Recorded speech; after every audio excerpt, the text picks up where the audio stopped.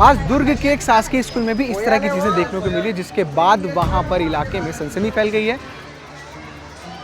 Staff room के सामने तंत्र विद्या से जुड़ी हुई एक आकृति बनी हुई है, जिसमें सिंदूर का इस्तेमाल किया गया है और भी पाउडर का इस्तेमाल किया गया है, और साथ ही गुड़िया, नींबू और मृत कोयल पक्षी भी वहां पर रखी हुई है। भारत में कुछ मीडिया रिपोर्ट्स के अनुसार ऐसा बताया जाता है कि 5वीं या 6वीं शताब्दी में काला जादू, तंत्र विद्या, ये तमाम चीज़ें पहुंची। फिर इसका इस्तेमाल करना शुरू किया गया, किसी को नुकसान पहुंचाने के लिए या खुद के फ़ायदे के लिए या किसी को डराने के लिए, अपने वश में करने के लिए इस तंत्र विद्या का इस्तेमाल किया जाना शुरू हो गया। जो 21वीं सदी हम इस समय जब वर्तमान में जी रहे हैं, तब भी आज भी कई लोग जो विकृत मानसिकता के लोग हैं, वो तंत्र विद्या, काला जादू, टोना जादू, टोटका का इस्तेमाल करते हैं, या फिर किसी फ़ायदे के लिए इस्तेमाल किया जाता है, या कोई राय भी देता है। और जब इस तरह के कृत्य होते हैं, तब डर का माहौल बनता है और साथ ही अंधविश्वास जैसी चीज़ें बढ़ती हैं। दुर्ग भिलाई में हाल ही दिनों में कई ऐसे मामले देखने को मिले। किसी के घर में बाहर जो है सिंदूर से कोई आकृति बनाई गई है, मृत पक्षी वहाँ पर रख दिया गया है, नींबू काट के रख दिया गया, तमाम ऐसी चीज़ें और ऐसी खबरें देखने को मिली थी। आज दुर्ग के एक शासकीय स्कूल में भी इस तरह की चीज़ें देखने को मिली, जिसके बाद वहाँ पर इलाके में सनसनी फैल गई है और स्टाफ और बच्चों के बीच भी डर का माहौल बन गया है। दरअसल दुर्ग बोरसी इलाके में एक शासकीय स्कूल है। वहाँ पर बच्चे और स्टाफ जब पहुँचते हैं तो देखते हैं कि स्टाफ रूम के सामने तंत्र विद्या से जुड़ी हुई एक आकृति बनी हुई है, जिसमें सिंदूर का इस्तेमाल किया गया है और भी पाउडर का इस्तेमाल किया गया है, और साथ ही गुड़िया, नींबू और मृत कोयल पक्षी भी वहाँ पर रखी हुई है। जिसके बाद स्टाफ और बच्चे काफ़ी डर जाते हैं। स्थानीय लोग भी वहाँ पर पहुँच जाते हैं, काफ़ी भीड़ लग जाती है। ये जो खबर है, ये जो मामला है, जो स्कूल प्रभारी है वो पुलिस तक पहुँचाते हैं। पुलिस मौके पर पहुँचती है और तमाम सारी चीज़ों को देखती है। देखने के बाद बच्चों और स्टाफ को समझाया जाता है कि अब डर ना बनाए, किसी शरारती बच्चों का या फिर कोई असामाजिक तत्वों का ये इस तरह का हरकत है और उसने ये कृत्य किया है। जिसके बाद जो है पुलिस कुछ लोगों को बुलाती है, बुलाने के बाद वहाँ पर साफ़ सफाई किया जाता है।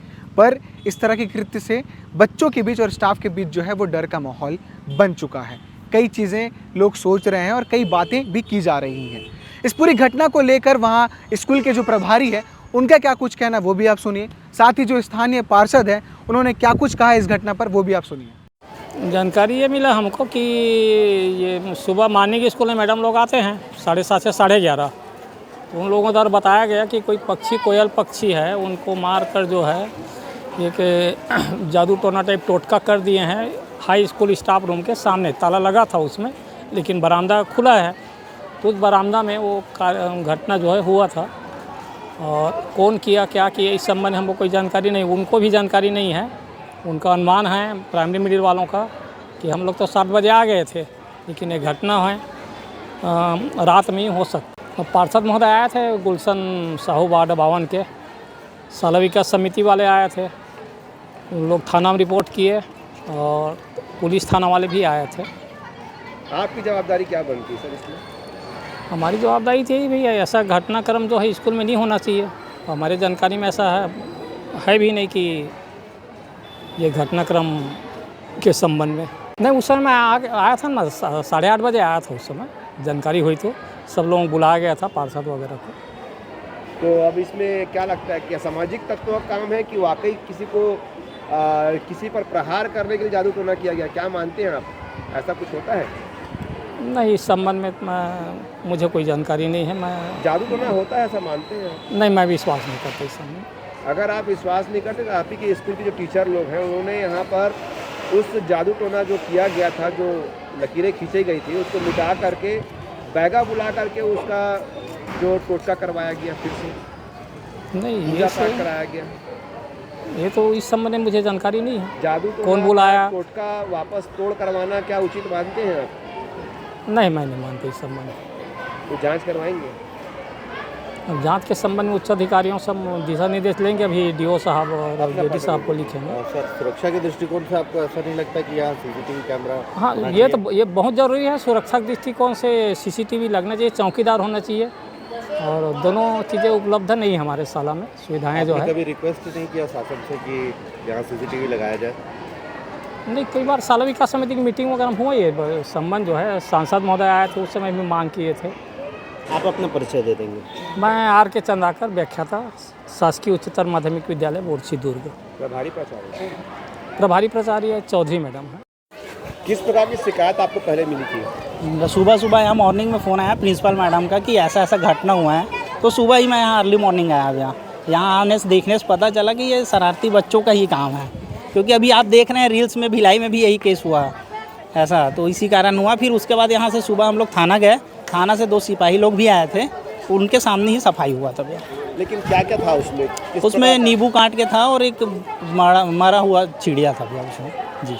तो ऐसा, लेकिन लोगों में और बच्चों में यहाँ पर भ्रम फैल गया था और हाँ, डरे हुए थे वो काफी। वो तो है भैया, जानते हो आजकल डर का माहौल ही है, लेकिन यहाँ बच्चे लोग क्लास लगा, उनका टिफिन भी हुआ, सब हुआ, खाना भी हुआ भैया, उसके बाद छुट्टी हुआ। अगर आप शरारती बच्चों की बात करते जी, जी, हैं जी। तो शिक्षित जो वर्ग है, हाँ, हाँ। जो टीचर हैं, जी, जी। उन्होंने यहाँ पर झाड़ फूक करवा करके बैगा को बुलवा करके टोटे। नहीं, बैगा नहीं भैया, उनका भी मन में तो रहता है, अगरबत्ती और धूप जला के अंदर हुआ है भैया, बैगा कोई नहीं आया था। लेकिन आपने कहा कि शरारती बच्चों का जी, काम जी, था, जी, फिर जी। डर किस बात का? हाँ, डर तो मन में रहता है भैया, आप तो जानते हैं। अपना परिचय दे दीजिए। गुलशन साहू, वार्ड नंबर 52 पार्षद।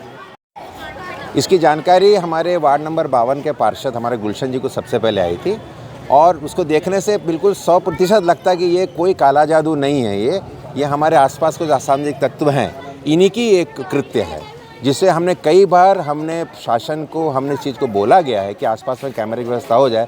आज पुनः हम डीओ के पास जा रहे हैं कि भाई तत्काल वहाँ कैमरे की व्यवस्था हो जाए और जो बाउंड्री की हाइट कम है उससे बड़ा बनाया जाए।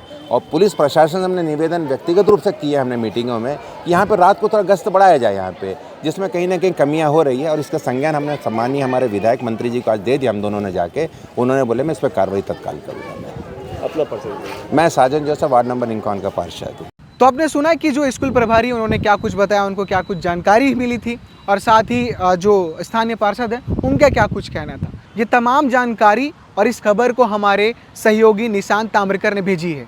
लगातार जो है भिलाई दुर्ग से इस तरह की घटना सामने देखने को मिलती है, क्योंकि जो तंत्र विद्या है, टोटका है, जादू है, इस तरह की चीज़ें छत्तीसगढ़ में अमूमन इस तरह की खबरें अलग अलग जिले से भी सामने आती है कि कोई धन प्राप्ति के लिए बच्चे की बलि चढ़ा रहा है, तो किस तरीके से किसी को नुकसान, किसी को क्षति पहुंचाने के लिए वो तंत्र काला जादू विद्या का इस्तेमाल कर रहा है।